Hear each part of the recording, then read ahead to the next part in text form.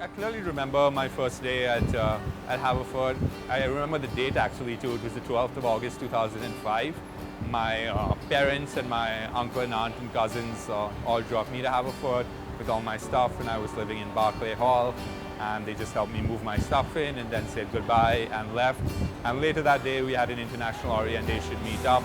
We went to the dining center, and there were about 20 other international students, and I didn't really know anyone, but people were really friendly. People were from all over the world, and it was great. I think by the end of those 3 days, I already had 20 new friends, and a lot of them I'm still would consider my friends, even though it's been, 9 years since that day. The idea behind Grow Trees was to set up a platform where anyone could plant trees with a few clicks. A lot of people are passionate about the environment. A lot of people want to do something good and plant trees. But in reality, very few people have the time to actually do that. When I'm talking to a bunch of people, I ask people who are passionate about the environment, who want to plant trees, put up their hand. And pretty much the whole room puts up their hand. And I ask people who've had the chance to plant a tree in like the last 3 months maybe to put up their hand. And just a few people put up their hand. And I realized that people want to do something, but they don't have the ability to. So that was one of the motivations behind it, to create an enabling mechanism for someone who wants to do something good to be able to do so with just a click. The philosophy of Grow Trees was to make it really affordable to everyone, that we decided to make the price point as low as possible. And we only charge $1 for a tree. And that includes actually, growing a sapling in 6 months in a nursery before planting. So it's quite hardy when it's planted. It's not just a seed that's put in the ground. And saplings typically have a very, very high survival rate in our successful projects of over 96%. Someone who's supporting us can be absolutely sure that it's a credible venture. The trees have indeed been planted because it's certified by an independent person. Right now, our planting has been done in 12 locations across India, spread out across the country. And eventually, we want to take the planting global as well. We have interest from environmental organizations who want to work with us in 20 different countries. So we want to really make this a global initiative. Our goal is to do this on a scale of several million trees a year. So we really feel that we are doing it on a scale to really help impact and benefit the world. My motivation behind it was, I think, my time at Haverford. The Haverford campus is a beautiful arboretum. It's a very green area. There's so many trees. The environment has been an issue that a lot of people at Haverford are passionate about.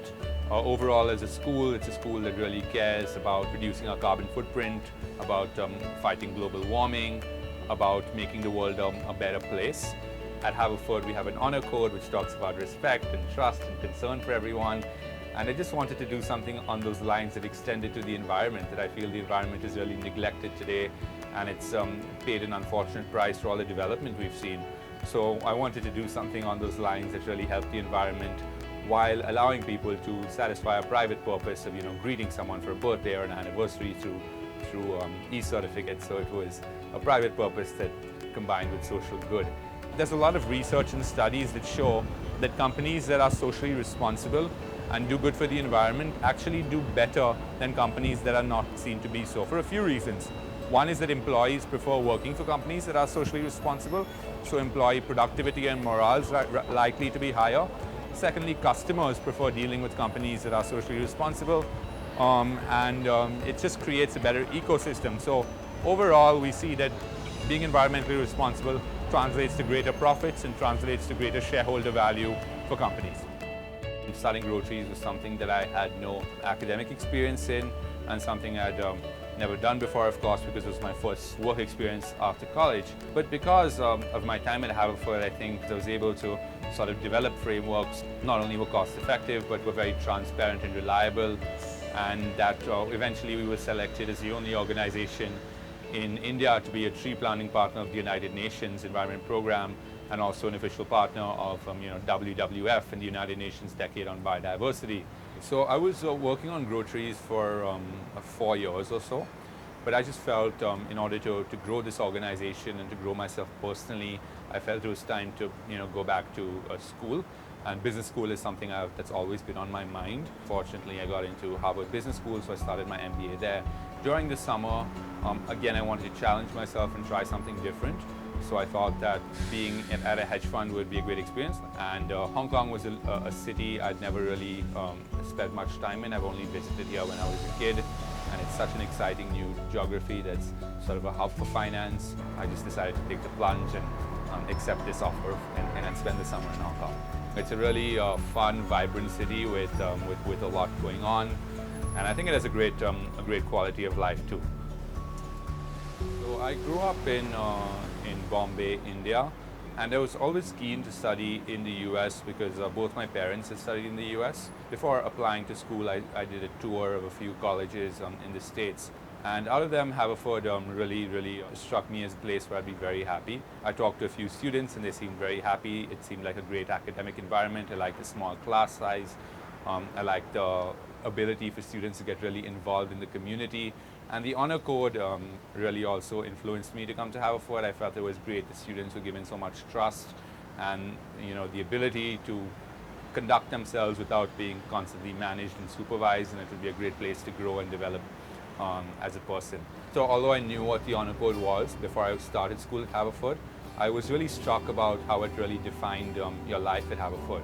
Previously, when I was in school in India, I was used to a much more rigid academic environment, where you had strictly proctored exams in an examination hall at a particular time. And I was really struck by the freedom that Haverford gave you and the trust they put in you. And to be honest, I was a little bit skeptical at first. When I started, I was like, can this actually work to the degree they say it works? And it was remarkable that it actually did work. There's the old saying, if you trust someone, they become trustworthy. And I think Haverford really proved that I found that even though there was very little supervision and people were allowed to give exams wherever they wanted and there were no RAs in dorms, for example, people really behaved in a very responsible way. Some parts about Haverford really influenced me going forward. One of them was the consensus element that they talk about and that they really practice. And that's philosophy I tried to incorporate when I was working and when I was leading an organization. And I found that it was a management tool that proved to be really successful for me when people agreed on what to do rather than being told what to do in a sort of top-down way. And that was really a remarkable achievement that Haverford has, that it's been able to inculcate a culture like that. Haverford allows you to plunge into the deep end in a good way. At Haverford, because it's a much smaller school, you just have to move out of your comfort zone and talk to people you may not ordinarily talk to in a crowded room. And I think that's fantastic because that's one of the strengths of the school, that you meet so many people that are so diverse. And for me, it was really remarkable. I had the opportunity to meet people who I'd never really met before, and from countries and cultures I'd never really met before. And I got a lot out of that. I grew tremendously as an individual there.